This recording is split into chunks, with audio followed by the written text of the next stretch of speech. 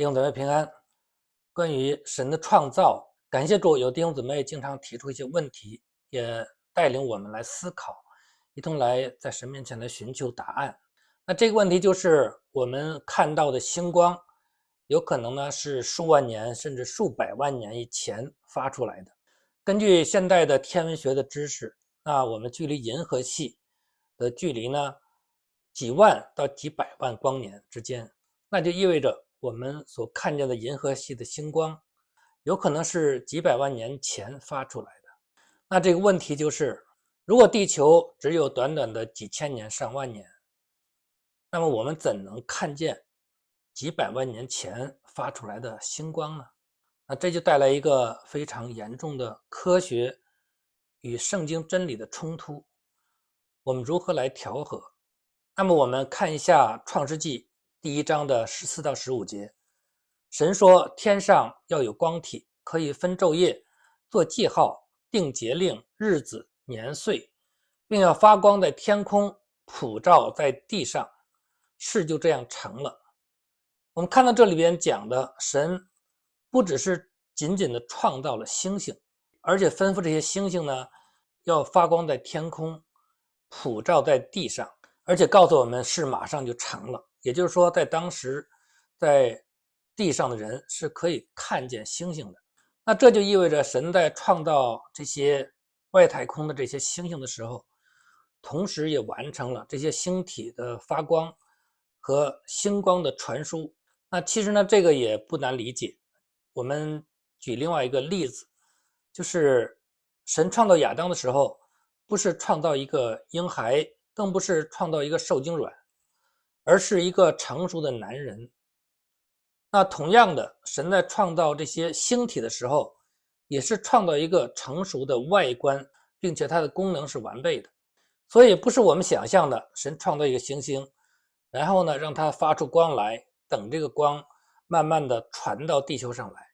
否则为什么圣经告诉我们普照在地上，就是那时候已经照在地上了。另外圣经启示我们一个重要的真理，就是时间在神的面前是相对的。在彼得后书的3章8节说，主看一日如千年，千年如一日。神是永恒者，他创造时间，也超越时间。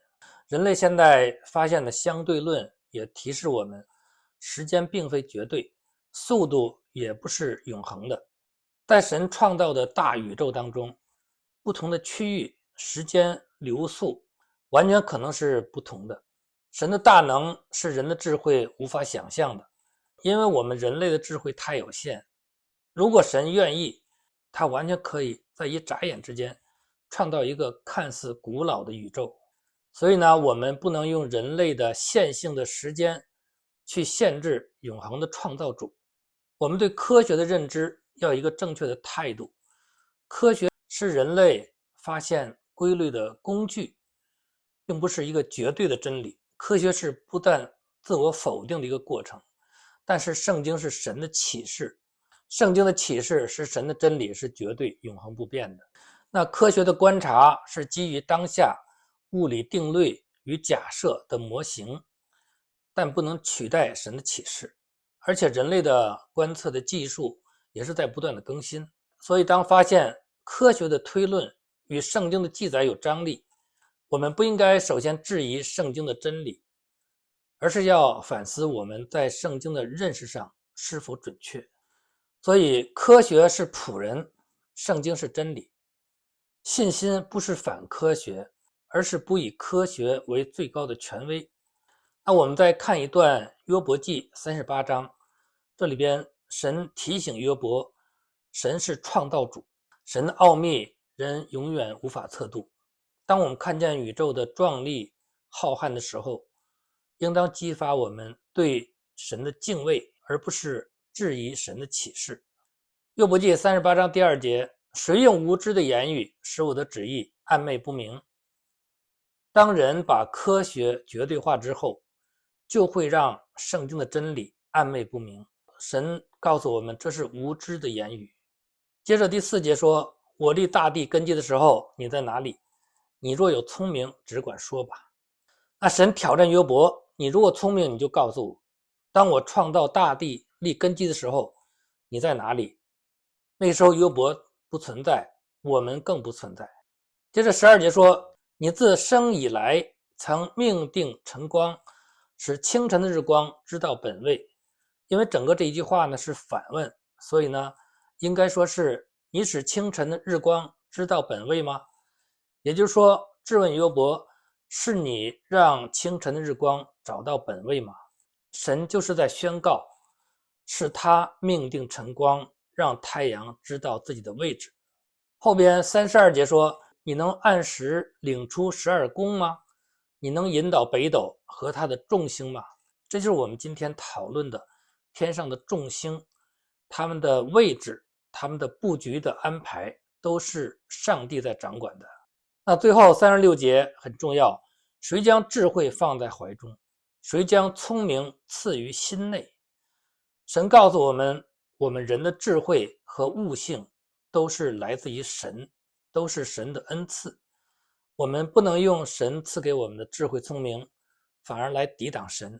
所以星光的本质是荣耀神的，是神的见证。在诗篇的19章第1节说，诸天述说神的荣耀，穹苍传扬他的手段。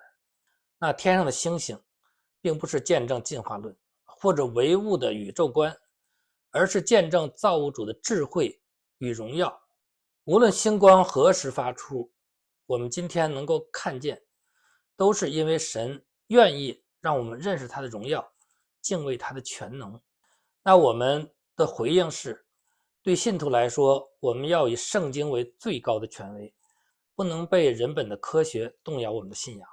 对还没有信主的怀疑者，神的创造本身就是奥秘，人类理性不可能完全的明白，所以我们应该在神面前有一个敬畏神的心，有一个谦卑的心来领受真理，而不是用人的理性去抵挡。对于讲道者来说，应以敬畏谦卑的心传讲神的创造。我们不轻视科学，但是我们首先必须坚定地持守圣经的真理。